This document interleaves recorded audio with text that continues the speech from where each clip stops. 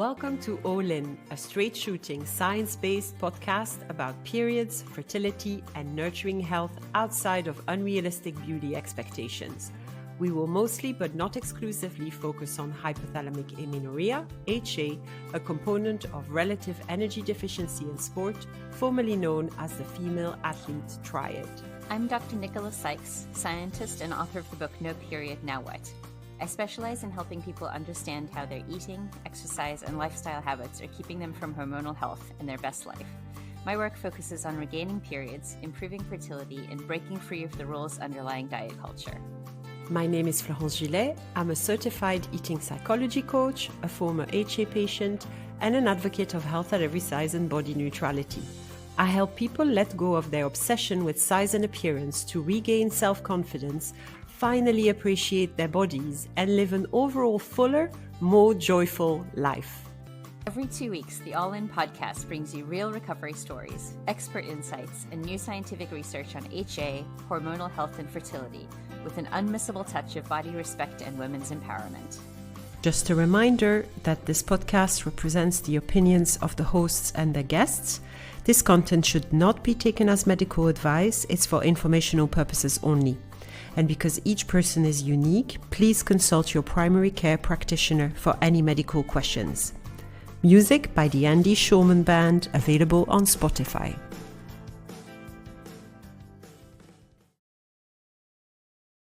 Hi everyone! Before we start today's interview, I want to say that we recorded it in March of this year.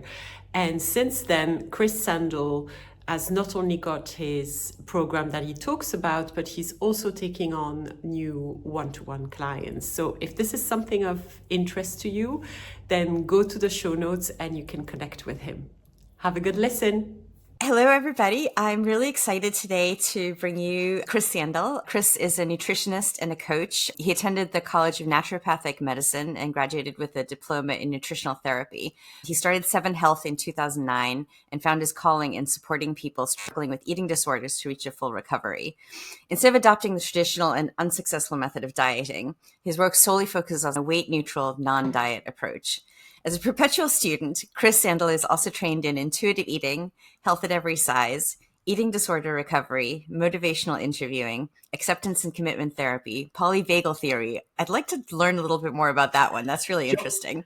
Neurolinguistic programming, trauma, behavioral psychology, and habit formation.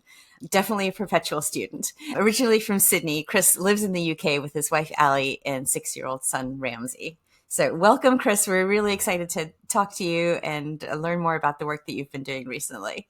Well, thanks for having me on. I think, Nicola, I spoke to you probably the first time 7 years ago, or might have even been 8 years ago when I had you on my podcast. I've had you a couple of times, and then Florence. Yeah, we also worked together, and then I had you on my podcast as well. So this is like a gathering of old friends. Yes, absolutely. It's so nice to see you again. You really hold a dear place in my heart. You were one of the practitioners that helped me so much in my recovery. And you'll be glad to know that some of the practices you had recommended, I still do today. So Nice. It's kind of full circle, because I feel like some of those practices I recommend as a coach to many of my clients as well. So Awesome. Thank you, Chris, for being here. Can you tell us a bit more about your life story and how did you come to be a nutritionist? I've spent the first 21 years of my life living in Sydney, and I really didn't care about food very much at all. I was kind of a picky eater as a kid, and then I just wasn't that interested in food. Food did not play a big role in my life. There were so many other things that I cared about and that were important, and food just wasn't a big thing for me. And I then moved to the UK, and through some people that I live with, got interested in food and started just reading about it. And I had moved to the UK because I'd finished a business degree and I had no idea what I wanted to do, and thought I would just come over here for a couple of years and then travel around and then move back home. And I've now never left, and it's been 21 odd years of being here.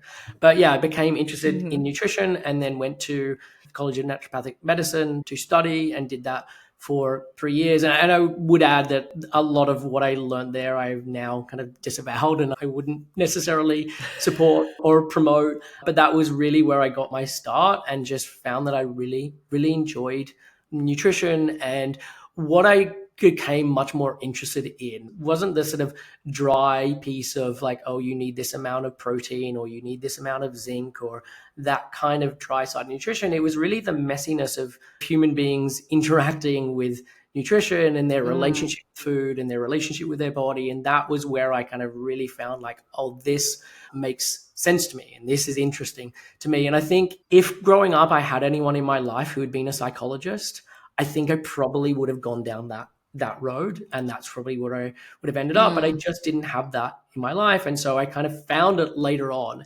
And I'm kind of glad that I found it in the order that I did, because having the nutrition background is so important for me, because I understand physiology, I understand the body, I learned so much about the human body that is so important for eating disorder recovery, that if I just studied psychology wouldn't have necessarily been there.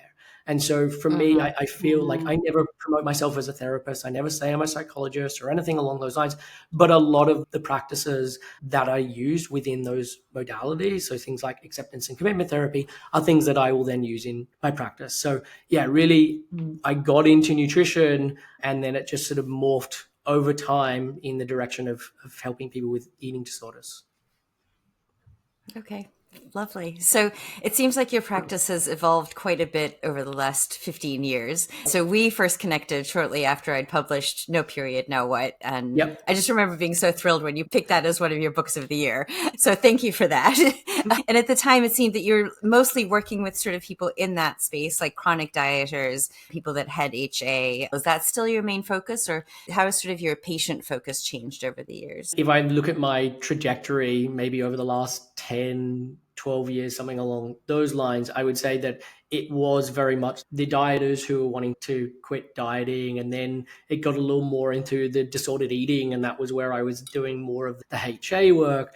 And then it got much more into eating disorders. And then now I'm at the stage where it's much more chronic eating disorders. So people who've been living with this for 10 years, 20 years, 30 years. And it's not like if someone's only had one for 2 years, I'll say, hey, no, it's not going to work. It's just the people that find me now and the people that want to work with me now, and the way that I talk about eating disorders is very much at that level and those kinds of people, because I think it's something that is going on a lot more than people really think about. I think there's this misunderstanding that someone has an eating disorder and then give it 5 or 7 years and they get better, or something that goes on in their teenage years and then they just grow out of it.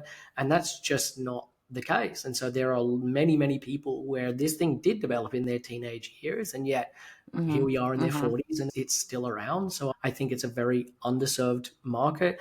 And I also think that there is not a lot of hope that is being given to those kinds of people. And there's a lot of, well, look, this has just been going on for so long. You're never going to recover. This is terminal. This is as good as life is going to get. And you just need to learn to suck it up and deal with this. And I'm just like vehemently against that as a narrative. And I truly believe that everyone can reach a point of full recovery. It's not a maybe it'll happen. I'm like, it will definitely happen. There are things that you're going to need to do that are uncomfortable or challenging, or you have huge amounts of fear connected to them. But if you do them, you will reach a point of full recovery. And I don't see that message being delivered to many people at all. And I also don't see many people then backing that up and able to do the thing and spending the time that needs to be taken to make that happen. That's so interesting. Yeah. And I'm just curious to know what led you to that point, actually, because it's interesting. You kind of came at it from a maybe lighter and then got more into disordered and then more eating disorders. And now people that have been really stuck in that mindset. And I really love what you said. I think it is totally a spectrum, and you can really move from one side to the other of the spectrum over time. If you've been in it a long time, it doesn't mean you've been in it always as a really hard case of eating disorders. But if you've never really been off the roller coaster, I feel like it's really difficult to maybe do something about it. So I guess my question is like, what got you to look at that population more specifically? And what do you think maybe the field needs that you can bring that you haven't seen happen?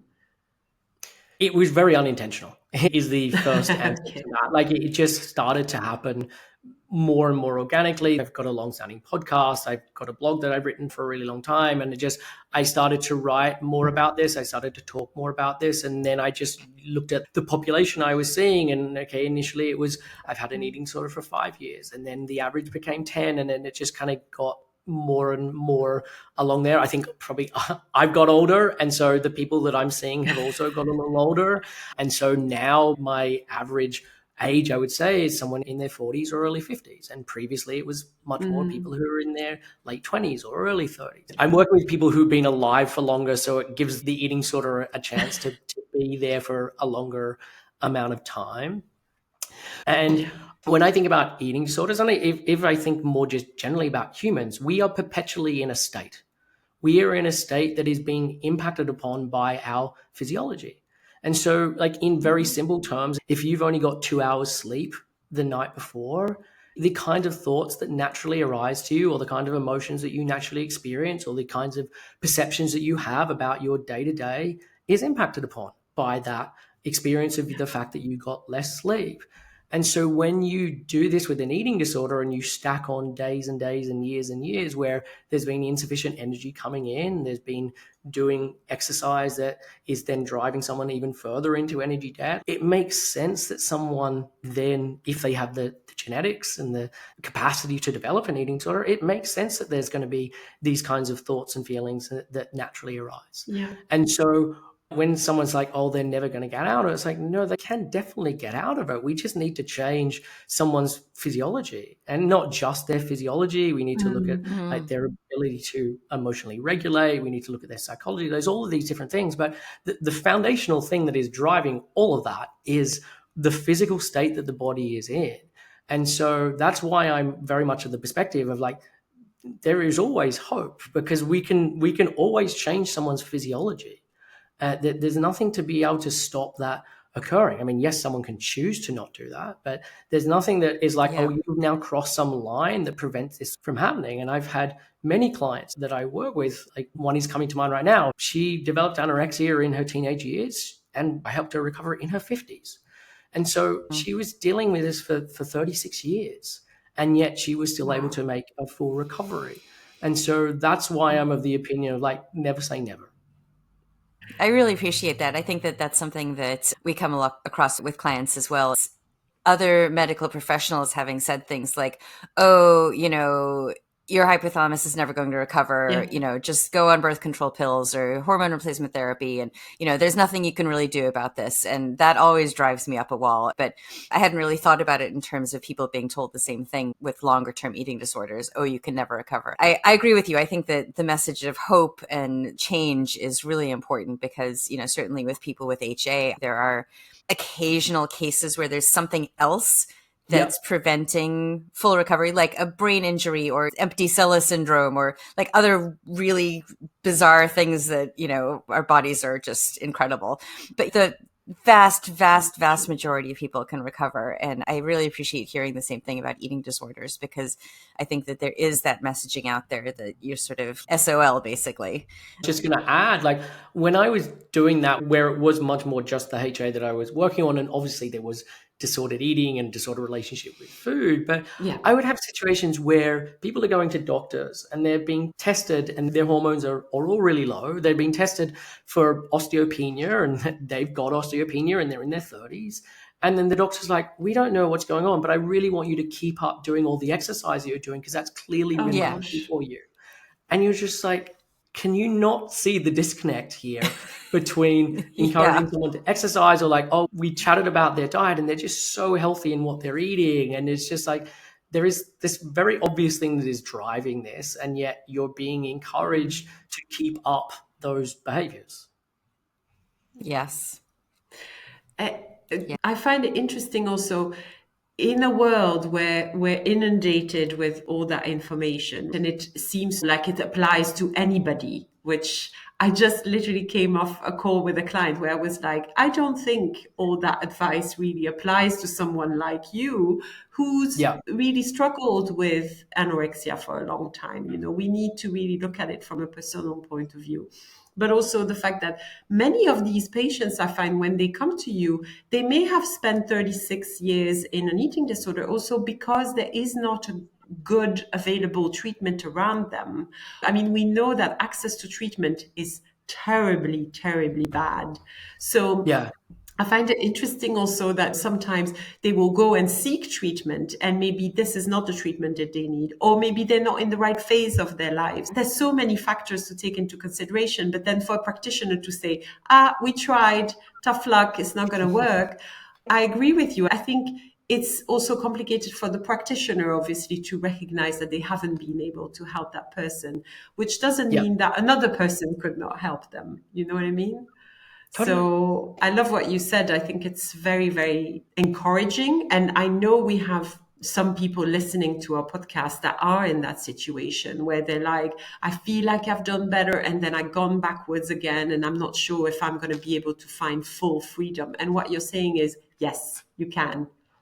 Yeah, definitely. And I think the longer it goes on, the longer there is that feeling of I'm just not going to escape. And I think Of course. also there's a lot of things that people are doing that make that more likely to occur, where people do really get stuck in this sort of quasi recovery where they think, I mean, I've done so much, I've done enough, or there is all the health type stuff where it's like, well, but it's healthy to exercise or it's healthy to eat these foods. And so that then becomes a block to someone doing the things that are truly going to help them recover. And the thing I'm always looking at is health in the context of someone's life. Like you can have two people who are doing the same thing, and for one person it's very healthy, and for someone else it's the complete opposite thing that they need to be doing. And so I'm always wanting to look at that of like, okay, in the context of your life and what you truly need at this point, let's then answer the question, is this thing a really healthy thing for you? Because it's not black and white. It's not that things are Yeah. always healthy or they're unhealthy. It depends. Yeah, absolutely. You're a bit of an exception as a male practitioner working with mostly female clients. Do you see male clients at all? Do you find that gender plays a role in any of this? Do you think it's more or less helpful for someone to work with you versus a female practitioner? Or I'm just interested in what you see as the positives and maybe challenges that you face there. Yeah. So I've mostly worked with women.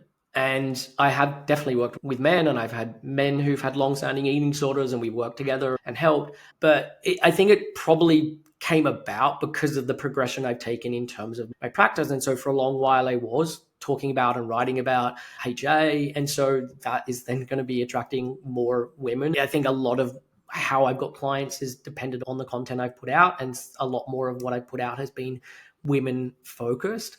The feedback from clients of what I've heard is for a lot of women, they feel more comfortable talking to a man about this stuff than they do talking to another woman. There isn't the same competitiveness that can necessarily come up because I'm not a woman like them. And so that can then be helpful. The other piece, which I know can be both a pro and a con, is that I've never had an eating disorder. So I don't have any lived experience with this. And so the drawback of that is like, I have not walked a mile in your shoes. I don't know what it's truly like to have to go through the different things that you're going through as part of recovery. I've got lots of my own experiences of things that I've had deep shame about, or I've had struggled and that I've had to overcome. And so I can draw on those things, but I can't categorically know exactly what it's like. And the upside of that is that clients are not having to worry about, am I fully recovered? Did I really get there? Or am I someone who is still quasi recovered? Right. I also think the problem often with people who have recovered is that everything they do is then a reflection of their recovery journey. And so it's like, oh, this thing worked for me, so this is what should work for everyone else. Or that thing wasn't relevant for me, and so it shouldn't be relevant for someone else. Because I don't have that lived experience, I'm like, let's have a look at all of it. And let me just then go with the things that truly work, as opposed to me being biased by my lived experience. And it's not that I don't have biases, we all do, but at least I don't have that impact on me saying, oh no, you don't need to work on your emotions, or we don't need to do body image work, because I didn't have to do it as part of my recovery. And in your work with people that have had long-term eating disorders, can you tell us a bit more about what's the framework that you developed and how it differs maybe from the work you had done before or the work you see out there in the field? Yeah. So this has definitely been something that has evolved, and I did some reflection a couple of years ago, and in a sense, there was already a framework there, even though I wouldn't have necessarily talked about it in those terms. And there's two real standout pieces that help to really crystallize this framework. One was working with a client, and she sent me a YouTube presentation, a video with Dr. Sasha Gorel. And the presentation was called, I always love these presentations because the first part of it is anorexia nervosa an anxiety disorder, which is a very standard, straightforward title. And then the second sentence is leveraging multimodal exploration of eating disorder pathology to delineate potential mechanistic intervention targets. So I always just have a bit of a chuckle that like the first part is like really obvious, and then the second part just loses everyone. And so this was a presentation. She's at the University of San Francisco, and this was a presentation really looking at that area of is anorexia an anxiety disorder, and not just while it says anorexia in the title, it actually looked at all different eating disorders.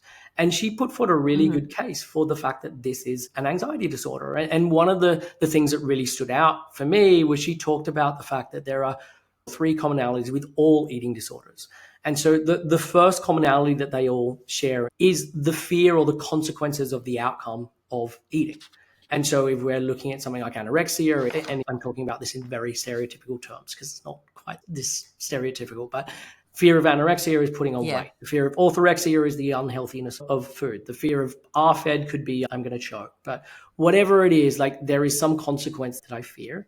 The second commonality is that there is weight suppression, and that the weight became suppressed through some dieting or some changes to eating or changes to exercise. And that if we're looking at this from a genetic component or a capacity to develop an eating disorder, it's really that the weight coming down was the thing that really turned it on. And so even if someone is now above that weight, that they haven't been able to turn the eating disorder off at this point. And then the third component is that there are behaviors and actions that continue to perpetuate the eating disorder. And that those things are keeping that eating disorder alive. So I have to follow these rules around of having a fasting window, or I'm only allowed this many calories, or whatever it may be. But this is then continuing to keep the eating disorder going.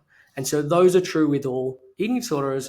And if we then look at anxiety disorders, so if we broaden out, so it's not just eating disorder, the gold standard for anxiety disorders is exposure therapy. And what exposure therapy really means is taking action. And taking action to do the things that are fearful or that create fear for you. And in terms of something like an eating disorder, you're doing actions that not only scare you, but then allow you to start to have that nutritional rehabilitation and get out of the energy debt that you're in. And so really hearing her talk about that just very much crystallized. This is how I think about eating disorders. And one of the things she talked about as well connected to it is that for most people, the anxiety predates the eating disorder. And that actually when they get better, the anxiety may come down, but it won't necessarily come down to nothing. And that often people who have the capacity to develop eating disorders have higher levels of anxiety than the average person. And so the goal then is, how do we develop different skills and ways to manage that anxiety? And for me, I've used things like polyvagal theory or acceptance and commitment therapy as ways of learning those tools. So that was really the first piece. The second piece was reading a book by Sheryl Sandberg that I'm now wonderfully blanking on the title of right now, but it was, she works at Facebook, or at least she did, and then out of the blue, her husband dropped dead. So basically, the whole book is about the grief that she went through as part of dealing with that. It was written with Adam Grant. And what she talked about a lot with that book was resilience and developing resilience and how important resilience is. And as I was reading it, there was this realization of like, this sounds a lot like what I'm working on with clients. Like, let me look into the research around resilience and the importance of resilience, and just kind of went down this rabbit hole with that stuff and just recognized like how important resilience is for recovery. And actually looking at some of the research, someone's level of resilience is actually a predictor of whether they will develop an eating disorder in the first place. And then someone's level of developing resilience then is a predictor of how they will recover.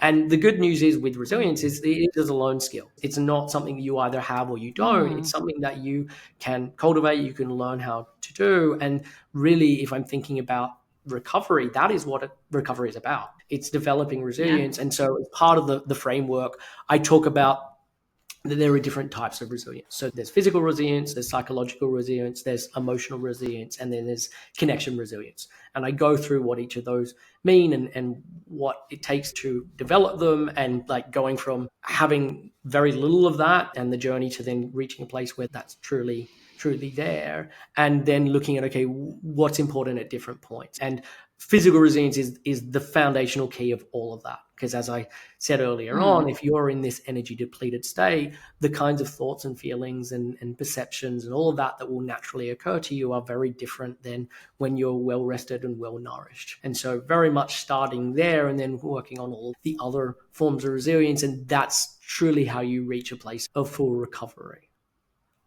I really like that framing. That makes a lot of sense to me also. And I really appreciate your articulating it so clearly. I think that's really helpful. You mentioned polyvagal theory again. I don't know what that is. Can you tell us a little bit about that? Yeah, so polyvagal theory is a study of looking at your nervous system and your autonomic nervous system. And despite having the word theory there, it's not really up for debate. It's like, this is what actually happened. And it was developed by a guy called Stephen Porges, probably like 20 or 30 years ago. So it's been going on a really long time, and he's still doing lots of research connected to it. And there's a person that he's very closely aligned with called Deb Dana. And Deb Dana has then done a lot of writing around polyvagal theory, looking at how do we then use this in a really helpful way and getting it out into the clinician world, so that other therapists and practitioners can then take this really important research that can be very nerdy and very kind of physiologically driven to how can we actually relate this to people. And so in very simple terms, it's looking at within your autonomic nervous system. So your autonomic nervous system is the nervous system within your body, or the part of the nervous system that is on sort of autopilot. And so it includes lots of different things. So it can include your breathing, it can include your perspiration, your pupil dilation, all of these different areas. And obviously it's not just automatic. Like, you have some level of control over it. Like, I can notice my breathing, and so I can choose to breathe more deeply, but it's mostly running in the background. And within the autonomic nervous system, there are different states that you can be in. And so, like, in very simple terms, you can be in, they talk about being in safe and social. They talk about the vagus nerve, or the vagal nerve, as being the driver with this. So there's kind of more complicated names, but let me just keep with the run-of-the-mill easy names to remember. So within safe and social, that is where your nervous system is more likely to be on the lookout for cues of safety. This is where you're going to be much more likely to be engaging with other people. You're more smiling. It has an impact on your facial expression, on your heart rate, all of these things. From there, something happens that then brings you down. And within the parlance of polyvagal, they talk about coming down the ladder. And so something happens that then brings you down the ladder. And the example I often use is, has it ever happened that you're out for a walk and then suddenly you jump back because your nervous system has seen something on the ground that, before your conscious brain has come online, it's now jolted you back because it has detected something? And it could be that you look down and then you see that's a snake and you're like, fantastic, I'm really glad my body jumped back there. Or it could be that you look down and you're like, oh, it was just a stick. But irrespective of what it turns out to be, there has been this reaction within your nervous system. And it's referred to as neuroception.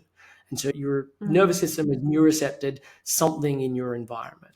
And so we can have experiences where there's something in the environment that gives us this cue of danger. And so we then come down to fight or flight. And within fight or flight, there are certain things that start to change in terms of your breathing, your heart rate, again, the kinds of thoughts and feelings that naturally arise for you. And then again, you can come further down the ladder. Like, if your body feels like, okay, fleeing from this thing is not an option and fighting this thing is now not an option, we can then come down to shutdown. which is kind of the lowest place down the ladder. And that is where, okay, my best option here is just to, in a sense, play dead. And when I've given those examples, like, okay, there can be these situations where you are face to face with a lion and I need to actually run or fight or whatever. But this happens in your everyday to day. And so you can have a situation where someone sends you an email and you come down into fight or flight. Or you have this thing happen with a coworker and you come down into shutdown. Yeah. And so what polyvagal theory is really looking at is what, at least from my perspective and why I find it so helpful, is that it helps people to start to identify the state that they are in.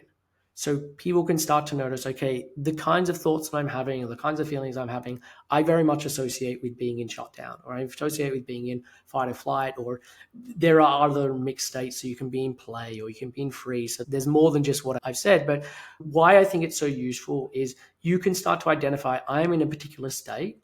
And then when I'm in that particular state, rather than thinking, I need to talk myself out of this state, or I need to tell myself all the reasons why what my brain is telling me is not true, is no, I don't need to do these things. What I need to do is I need to do things that support my nervous system that automatically then moves me to a different state. So I'm then able to have different thoughts and feelings and perceptions arise. So it could be that I need to go and hug a friend. I need to go and pat a dog. I need to put on some music. There's all these different things that you can start to discover help your nervous system. And so that is a very short explanation of what polyvagal theory is. Thank you. I really appreciate that. That sounds really interesting. And like having a cat on my lap might be nice for me. Totally. And I mean, yeah, getting animals as a way of regulating yourself, like that's why we have support pets, because they regulate our nervous system.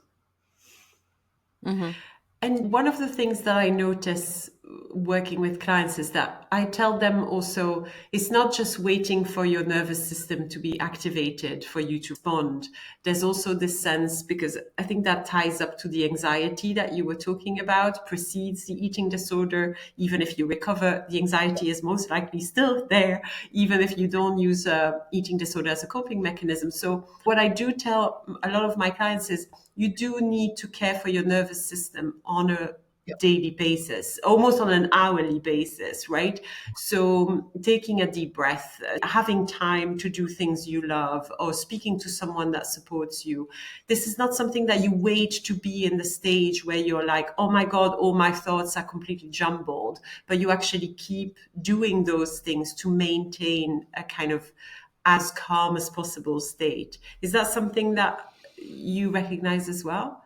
Totally. And that's the thing. As you say, often people wait till everything gets horrendous and they're like, oh, what are the techniques I need to use now? And it's like, that typically doesn't work very well because, it's too late. And also, if the only time you're practicing a breathing exercise is like when the room is on fire, like it's not a great time to practice it. And so being able to make this part of your day to day is really important. One, because it means you spend more time up the ladder. It's kind of giving you more of a protection. But two, when things are not going so well, you've got practice at being able to do it. There was someone, I can't remember where I'm getting this from, but someone had made some comment of like, I go to group on my good days, so I know how to turn up to group on my bad days. And I think that's a really important thing to remember, that it shouldn't be like, oh, I don't need to do the breathing today because everything feels fantastic. It's like, no, you want to keep doing these things so they become embedded in the way that you are. Absolutely. Yeah. I love this. I'm actually interested to hear a little bit more from you about resilience, Chris. How you would sort of introduce that to clients and what you might suggest as a starting place for developing more resilience. So it will depend because, as I said, there are these different pillars or different types of resilience. So if I'm thinking about it from a physical resilience state and the people that I'm working with, the thing that is most impacting on their physical resilience is the fact that their energy balance is completely off. The amount of energy that is being expended versus the amount of energy that is then coming in is mismatched. And because that's been going on for so long, there's all this debt that is accrued because of that. So they're, in essence, a million, 500,000, whatever it is, in debt. And so when they're looking at what energy do I need today, it's not just what do I need today, it's what do I need today plus all the interest I'm paying and plus to start getting out of that place. And so if I'm looking at the resilience piece, it's like, okay, cool, we need to then work on things that are going to start shifting that. And so that could be having more food come in, it could be having your exercise ceasing. And so looking at it from that perspective. If I'm looking at something, one of the other forms of resilience, and when I think about recovery, I tend to think of things happening in different phases. And depending on the phase that someone's in, that certain things are more important than others. So if I'm thinking about like phase one, someone's very much at that beginning phase, the most important thing is getting in more energy. Like calories trumps everything else. And so all of the other points of resilience at that point are, you're not going to be able to do the deep work to actually cultivate those resilience. So the little bits of work that you are able to do is more just in support of helping you to be able to get that extra food in that you need or taking that break off from exercise. It's really just helping you to make those initial changes so that if you do that long enough, then we can start getting into more of the deeper work connected to that. But if we're still at that stage, if I'm then thinking about something like psychological resilience, a lot of what I think about in this area is looking at how we can recognize that our thoughts are just thoughts. So one of the things that I will constantly tell people is we don't think our thoughts. Our thoughts naturally think themselves. They enter into our consciousness, and then you become aware of those thoughts. And that's not necessarily how the experience feels to us, but it is actually true of what is going on. And again, if we come back to the state they're in, are going to have an impact on those kind of thoughts. And so the exercise I'll often do with this, just as a way of people getting their head around this idea of like, you don't think your thoughts, is think of a capital city of any country of the world. You can pick any capital city that you want to pick, just pick one. And so think of that city. And I don't know what that city is, but my question is like, why did you not pick Paris? Or if you did pick Paris, why did you pick Paris? What is your reason for picking that? Like, you obviously know of Sydney, or you know of London, or you know of New York. Why did that come to mind? And we can come up with explanations of like, oh, I was looking up a holiday to go to Paris or whatever it is. But really, there is no real explanation for why that thought came to you. It's just, that's what your mind does. And that's what it does constantly. And so what we're trying to work on at this early stage is getting people to really remember that this is true. Because what happens is, I have this thought, I believe that that thought is true. I believe it's my thought. I believe that I value it. I believe it's telling me something that I must do. And that's then the path that someone goes down, as opposed to this was just a thought. And so in terms of different tools you can use, again, I like acceptance and commitment therapy. And one of the things that they talk about in there, or one of the ways that they deal with it, is a thing called diffusion. And so diffusion is getting distance between yourself and your thoughts. And so they have a thing where I'm noticing my mind is generating the thought. So if I have some thought of, I can't possibly have this much for breakfast because that would be too much, you insert the sentence, I'm noticing my mind is generating the thought, and then fill in the blank of whatever was said. And the goal with this isn't that I'm now having the thought disappear and I don't have this thought anymore. It's just, I'm trying to remind myself that just because I had a thought doesn't mean that it's true, doesn't mean that there's a value of mine, doesn't mean anything apart from I had a thought. And it also can help people move away from, is this true? Because something can be true and it can be also very unhelpful. And so this is also connected. Is this actually a helpful thought for you? And if it is a helpful thought, great. Get hooked by it, lean into it, have that support you. And if it's not a helpful thought, cool, let's use one of the many different ways to diffuse from that thought. And so that would be an example. And then there's other examples in terms of how to do it with emotional resilience, other examples in terms of connection resilience. And when I say connection resilience, there's two parts to it. There's connection with other people, but there's also a connection with ourselves, because that's what really the eating disorder gets in the way of, is this connection with ourselves.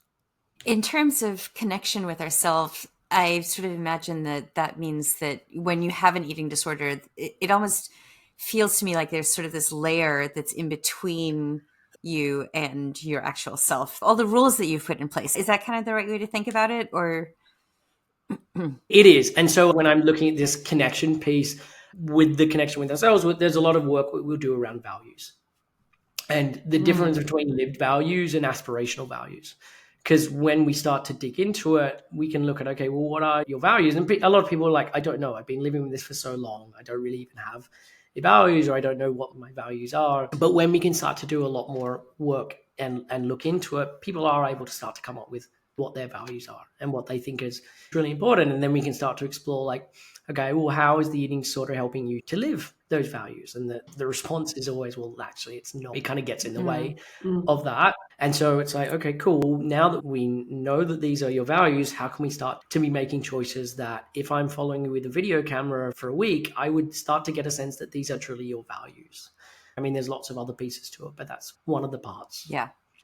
I'm interested to know, like, how do you define recovery? So in terms of full recovery, I think part of this is everyone has to define it for themselves. And I say that with a caveat, because I say that where I want you to truly be defining yourself, not having the eating disorder say, hey, I think this is as good as it's going to get. This is what full recovery should be. And Yep. meaning you don't really get to that place. And years ago, I discovered a definition that Carolyn Costin had come up with in terms of full recovery. And I kind of use that a little bit as a starting place. So her definition, I'll quote her here. She said, full recovery is when you can accept your natural body size and shape and no longer have a self-destructive or unnatural relationship with food and exercise. Food and weight take a proper perspective in your life, and what you weigh is not more important than who you are. In fact, actual numbers are of little or no importance at all. You will not compromise your health or betray your soul to look a certain way, wear a certain size, or reach a certain number on a scale. And so I like that as a definition for recovery if we think about eating disorders in a very narrow band. And we're like, okay, eating disorders are just about what you weigh and that kind of thing. But actually, the more I've done this, the more I see that that is a very incomplete definition of full recovery, because eating disorders touch way more than just this stuff. And for a lot of people who I've worked with, or even if they're getting diagnosed with anorexia and it feels like, oh, this must be about body size and shape and all that. It's actually not. And so there's been a lot of work that I've done over the last few years looking a lot into neurodivergence, because I think that's a really big thing that's being missed in terms of how much there is this overlap between neurodivergence or even just high sensitivity and eating disorders. And so for so many people, it's like, well, that definition that you've given me there doesn't really speak to actually what was going on or why this has been going on. There's a lot more to it than just this. Like, this seems like what my treatment team thinks this is about, but it's actually not what it's really about. And so it's not that I disagree with any of those pieces, but I think it then needs another layer added on top, or many layers added on top. And so for me, what I would add is that full recovery is when the eating disorder is no longer showing up in your life in any form. Because for a lot of people, they can get over the food side of it. And then, okay, I'm doing some pretty weird stuff in terms of my workaholism, or I'm doing stuff connected to sex or no sex, or to do with my relationships, or to do with my parenting. It's showing up in lots of different ways. And so it's not just about the dress size and using the scales. It's like that this is no longer a part of your life in any form. I talk about full recovery is prioritizing action taking over avoidance and doing this consistently, even when it's uncomfortable. And again, this isn't just about food. This can be, feels really uncomfortable to have this conversation with my partner or with my mom, or to send this email at work and be like, well, that's actually what recovery is about. It's being able to have those difficult experiences and really show up for them. I mean, if I think about eating disorders, they're about scarcity and restriction and really playing small and this illusion of safety. And so full recovery is really the opposite of this. So it's about abundance and expansion and playing big. And full recovery is about showing up as your true, authentic self and not changing yourself because of the opinion of others.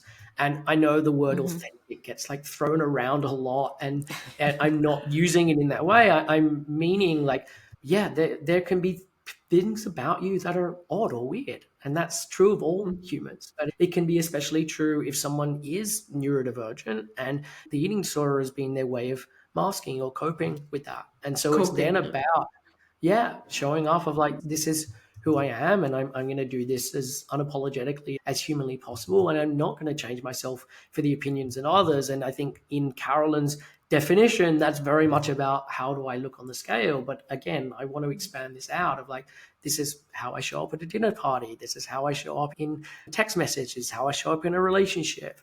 And so that's how I would really define full recovery.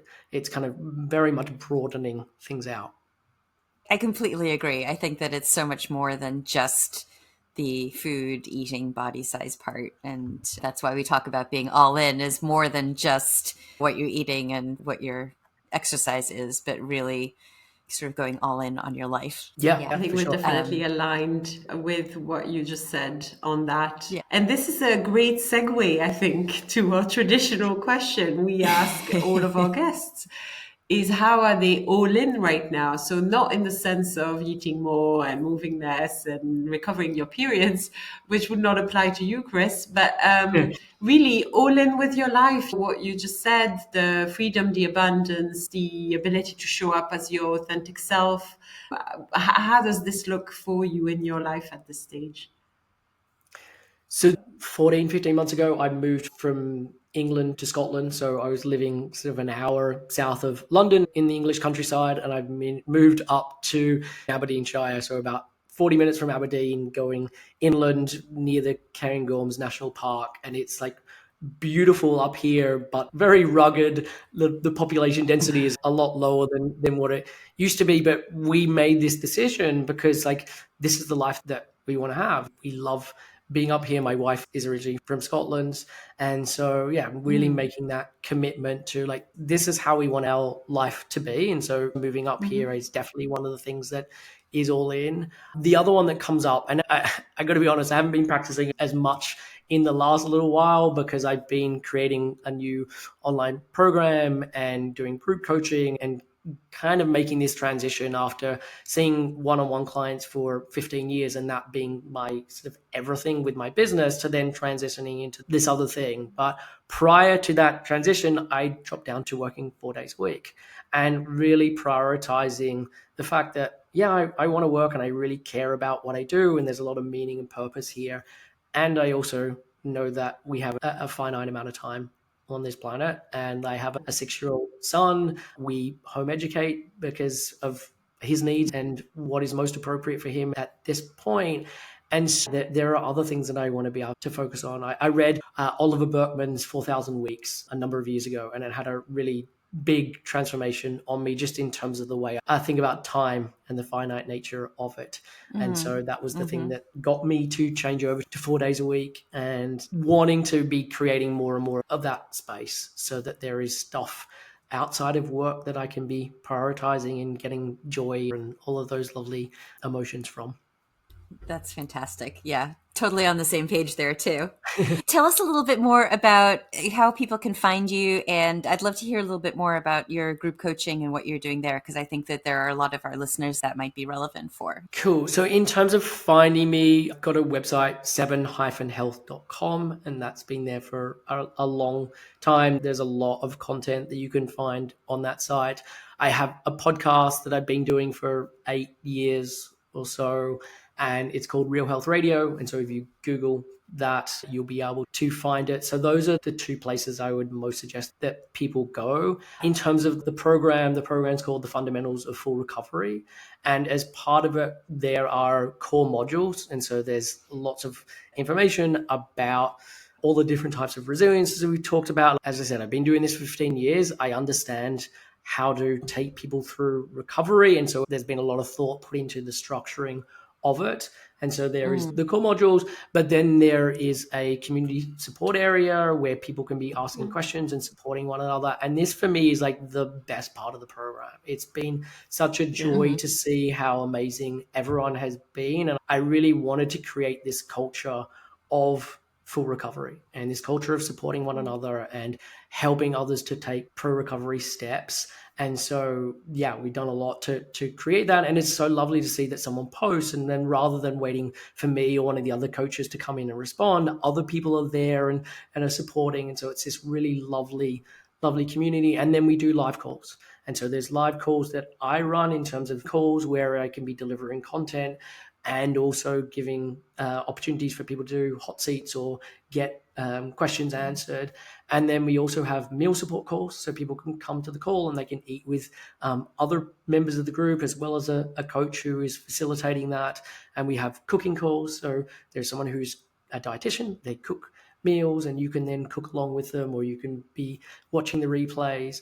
And so, yeah, there's just all of these things that are there that are helping people to reach that place of full recovery. Because as much as I totally believe in full recovery, I also am a big believer that this is no quick win. This is not something easy that you kind of just, I don't know, wake up one day and you're like, oh, I fully recovered. Don't know how that happened. Like, there is so much that has to happen to make that occur. And I want to make it as easy as it can be by having all of these different touch points and level of support as part of it. And so the goal with the program is to continue to expand it, to have more people come in, to have more coaches and people facilitating it, so that it's much bigger than just me. It becomes this whole thing in and of itself. And can people just join anytime, or you have specific entry periods? Yeah, we have specific entry periods into it. And I've got a free online program that people can do. It's called the 5 Steps of Full Recovery, or the first 5 steps. And so it's like a mini course that people can go through. And that would be the thing that I would suggest that people can sign up to. You will then be able to get a sense from this interview of who I am. You'll get a sense from the course of what I'm about and what I recommend. And if it is then of interest to you, the fundamentals is very much of the same model. And so if you like the free program, you're going to very much like the paid program. That's awesome. I think and I love what you said about a community, because I think it's also something, Nicola and I definitely spend a bit more time and effort on. We now have specific support groups in different languages. And the goal is to also, feed them with more than just, okay, you have the book and then you exchange on what do you do. But it's also like doing live calls and talking about specific topics that will definitely apply to everybody. And I find that it's such a relief to these people when they say like, oh my God, I thought I was the only one. I thought it was just me. Yeah. But we all think the same. We all feel the same. And I think there's this sense of they also find themselves a lot more motivated to do work with other people that they may not know from their everyday lives, but that are still encountering the same challenges, the same difficulties. And I find that people are so kind and compassionate in our groups. And honestly, we don't really have to filter much. That we establish rules to start with, obviously. Same. But I mean, it's been a while now, and I'm always amazed at how kind and compassionate people are, and they're always there to support each other. So I would have loved to do your program when I was in my eating disorder, for sure. Yeah. That was one of the things that was just missing when I was doing just one-on-one, is that I think there is a huge amount of recovery that happens in community and connection. And look, it doesn't happen that just you create a community and it will instantly happen. No. My block for doing this for so long was like, you put 15 people in a room with eating disorders, like the competitive nature with that is going to make it a disaster.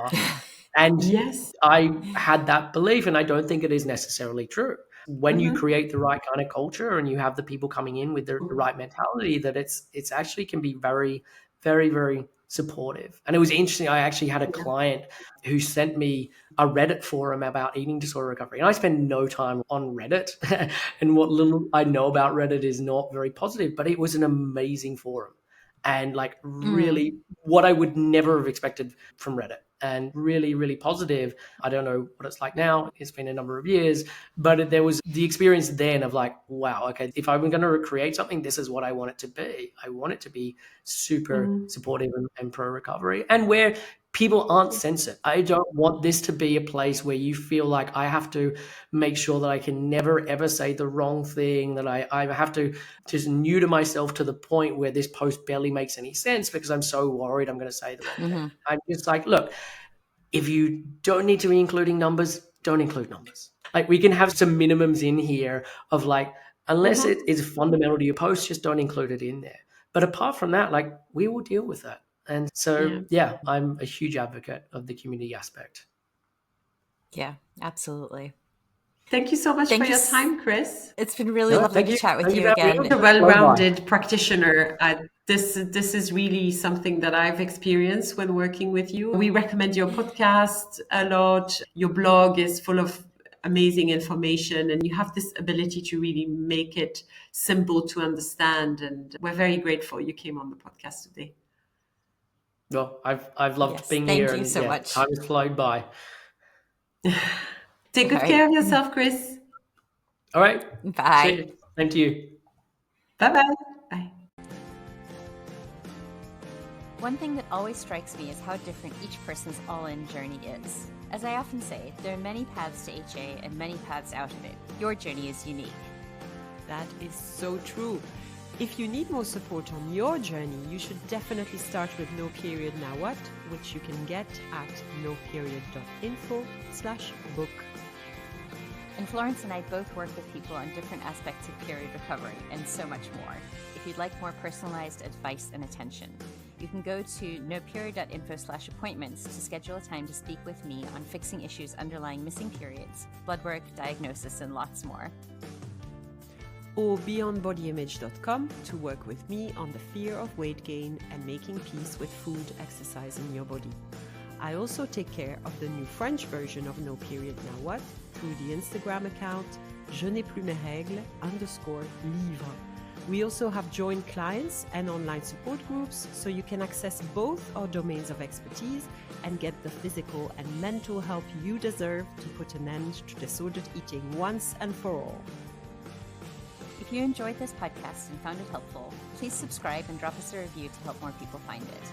Also, join our online recovery community at noperiod.info/support in English and noperiod.info/communique in French, and let us know how All In is going for you. All In is not just about period recovery, it's about getting your life back. See you in 2 weeks.